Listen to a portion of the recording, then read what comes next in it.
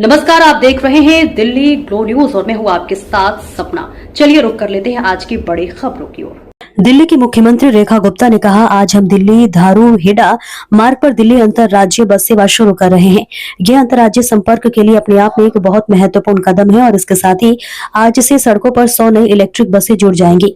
प्रदूषण उन्मूलन का सबसे प्रभावी उपाय सार्वजनिक परिवहन व्यवस्था में सुधार करना है, ताकि अधिक से अधिक लोग अपने निजी वाहनों को छोड़कर सार्वजनिक परिवहन का उपयोग करें।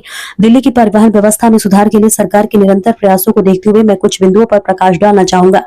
पहला, वर्तमान में इलेक्ट्रिक बसों की संख्या 3400 है, जो अगले वर्ष तक बढ़ जाएंगी और ये सुनिश्चित करने के प्रयास किए जाएंगे कि हमारा पूरा बस बेड़ा पूरी तरह से इलेक्ट्रिक हो जाए। इसके अलावा विश्वविद्यालय बसें जो पिछली सरकार के शासनकाल में कई वर्षों तक बंद थी, उन्हें फिर से शुरू कर दिया गया है। दिल्ली में केंद्रों की कमी के कारण प्रदूषण प्रमाण पत्रों की कमी थी, परिणाम स्वरूप वाहन बिना प्रदूषण प्रमाण पत्र के सड़कों पर घूम रहे थे।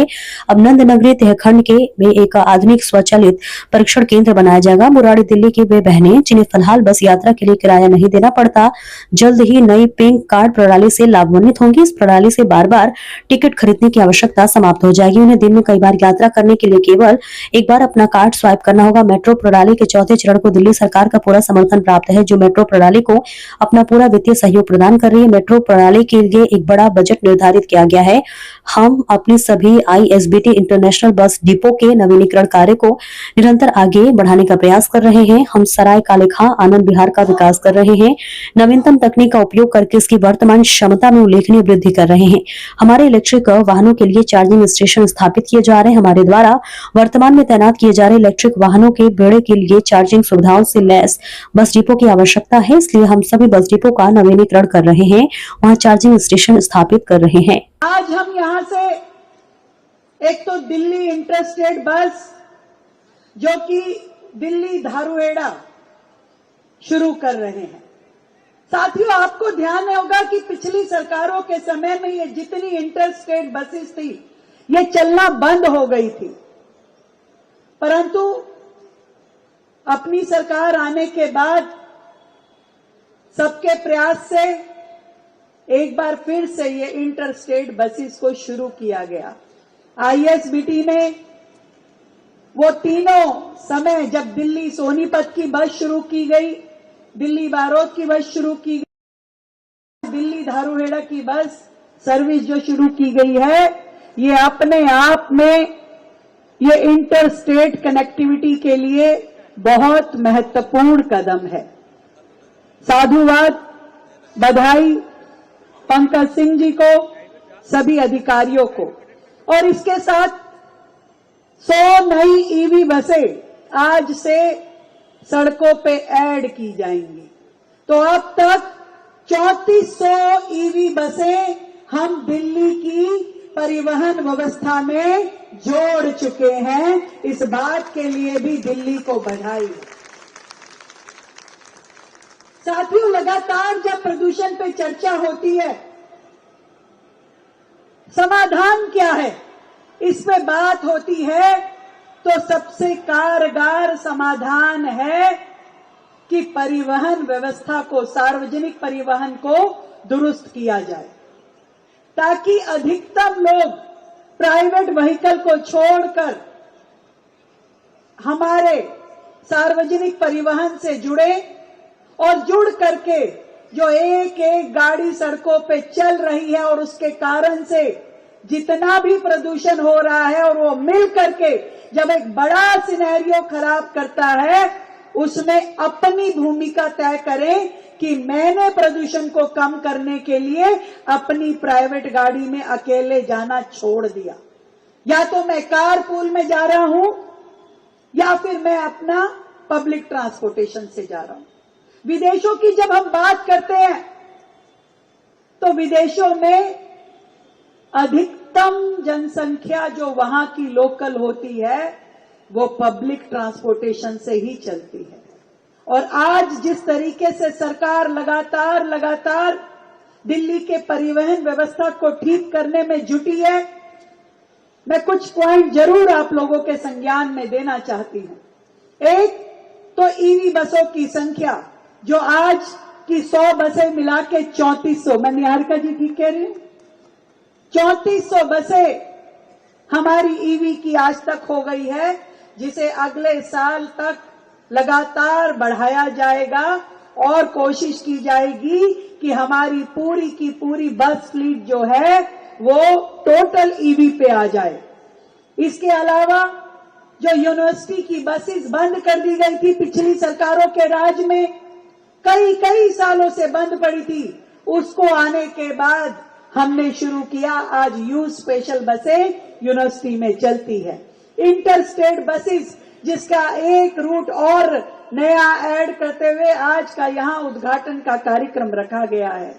हमने जो सड़कों पे व्हीकल बिना पॉल्यूशन सर्टिफिकेट के घूम रहे थे, इस कमी से कि दिल्ली में पॉल्यूशन देने के लिए, पॉल्यूशन सर्टिफिकेट देने के लिए हमारे सेंटर्स ही कम मात्रा में थे, और उसके लिए इस साल में, इस 10 महीने के समय में हमने नंद नगरी, तहखंड और बुराड़ी का अपडेटेड ऑटोमेटेड टेस्टिंग सेंटर बनेगा, जहां पे पहले टेस्टिंग्स नहीं होती थी। और नंद नगरी और तहखंड में हम पूरी तरीके से ऑटोमेटेड टेस्टिंग सेंटर को बनाना शुरू कर दिया है। उसका काम शुरू हो चुका है, जिसमें सैकड़ों व्हीकल एट ए टाइम अपना पॉल्यूशन सर्टिफिकेट ले पाएंगे। इस तरीके से लगातार हर वाहन जो दिल्ली की सड़कों पे चले, उसको पूरी तरीके से पॉल्यूशन के बिना चलना होगा। आज भी जब ये निर्णय आया कि पॉल्यूशन सर्टिफिकेट जिसके पास नहीं है उसे पेट्रोल नहीं दिया जाएगा, तो तकलीफ तो लोगों को हो रही है। पर मैं पूछना चाहती हूं कि बिना इसके दिल्ली का प्रदूषण कम कैसे होगा? लाखों लाख व्हीकल यदि दिल्ली की सड़कों पे बिना सर्टिफाइड पॉल्यूशन सर्टिफिकेट के चलेंगे, तो वो सब मिलकर के दिल्ली के प्रदूषण को बढ़ाने का ही काम करते हैं। इसलिए हम सबकी नैतिक जिम्मेदारी भी है कि जिस वाहन को लेकर के हम घर से निकलें, सड़कों पे चलें, उसे जरूर पॉल्यूशन सर्टिफाइड करें। दिल्ली की बहनें जिनको बसों में सफर निशुल्क किया गया सरकार की ओर से, हमने उनकी सुविधा के लिए पिंक कार्ड की व्यवस्था शुरू करने जा रहे हैं, जिसमें उन्हें टिकट में बार बार रजिस्ट्रेशन नहीं करना होगा, बार बार टिकट नहीं लेनी होगी। उन्हें एक बार अपना कार्ड स्वाइप करना होगा और वो बार बार जितनी मर्जी बार दिन में वो आ जा सकेंगी। वो कार्ड ही उनके लिए पहचान पत्र होगा, स्वाइप करेंगी और किसी भी बस में चढ़ना उतरना कर सकेंगी। ये दिल्ली की बहनों के लिए सुविधा है, जिसको हम बहुत जल्द दिल्ली की बहनों को देने वाले हैं। बसों में सफर आज भी उनके लिए फ्री है, पर वो जो तकलीफ बार बार उनको होती होगी अपना बताने के लिए, वो तकलीफ अब उनको नहीं करनी पड़ेगी। मेट्रो का कल भी हमने बताया दिल्ली की जनता को कि दिल्ली में अब 4th फेज का काम जो चल रहा है मेट्रो का, दिल्ली सरकार पूरे तरीके से उस व्यवस्था को सपोर्ट करते हुए अपने सारे फाइनेंशियल सपोर्ट मेट्रो को दे रही है। पिछली भी जितनी पुरानी पेमेंट स्पेंडिंग थी, चाहे वो कांग्रेस की सरकार के टाइम की थी या आम आदमी पार्टी की सरकार के टाइम के, उन सब को हमने देना शुरू किया है और एक बड़ा बजट मेट्रो के लिए रखा गया है।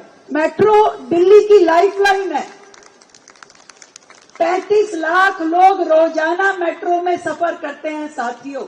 आप सोच के देखिए, बिना मेट्रो के दिल्ली कैसी होती। आज इसीलिए जिन सरकारों ने कभी मेट्रो की देनदारी को क्लियर नहीं किया, कभी उसका पैसा नहीं दिया, आज वो भी चिल्ला चिल्ला के बोल रहे हैं कि प्रदूषण पे क्या हो रहा है। मैं उनसे पूछना चाहती हूं कि आपके भरोसे यदि बैठे रहते तो आज दिल्ली की जनता को कितनी बुरी स्थिति का सामना करना पड़ता। मेट्रो आज 394 किलोमीटर दिल्ली में फैल चुकी है और लगातार उसके अगले फेजिस का काम भी दिल्ली सरकार करवा रही है। हमारे जितने आईएसबीटी हैं उनके रेनोवेशन के काम को प्रगति पे ले जाने के लिए लगातार प्रयास चल रहा है। सराय काले खां आनंद विहार को पूरी तरीके से लेटेस्ट तकनीक के साथ में हम डेवलप करने जा रहे हैं ताकि जो कैपेसिटी आज उनकी है वो कई गुना ज्यादा हो और हमारी जो ईवी बसें हैं उनके लिए भी वहां पे चार्जिंग स्टेशंस उपलब्ध कराए जा रहे हैं। आज इतनी बड़ी इलेक्ट्रिक फ्लीट जब हम दे रहे हैं तो उतने ही बस डिपो चाहिए जहां पे चार्जिंग की सुविधा भी उपलब्ध हो। तो हम सारे जितने भी बस डिपो हैं उन सबको भी रेनोवेट करते हुए वहां पर चार्जिंग की फैसिलिटी प्रोवाइड कर रहे हैं। साथियों, ये जो